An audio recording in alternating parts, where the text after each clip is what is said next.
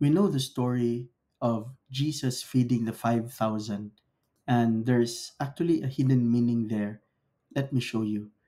So the first is feeding of 5,000 men, and the location is near Bethsaida. It's here, near Bethsaida. And five loaves of bread and two fish.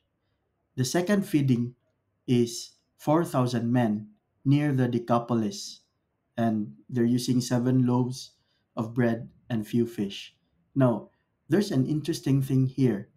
According to this, it's an interesting that the feeding of the 4,000 were in here, the Decapolis, it takes place in the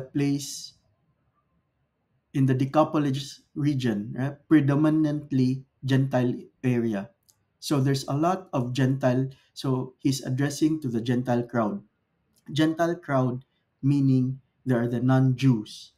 And here in the feeding of the 5,000, it's actually towards Jewish audience. So it's really interesting, huh?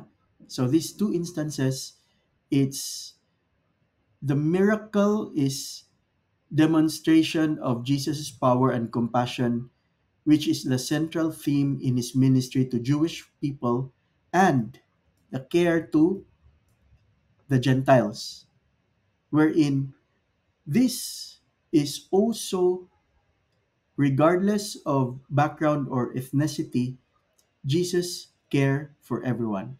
So it's quite an interesting topic. And yeah, I hope you learned something today.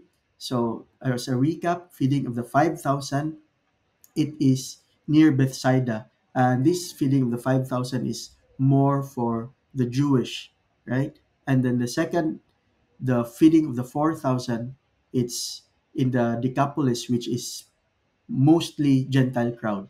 So again, Jesus cares for everyone, not just a specific race or ethnicity.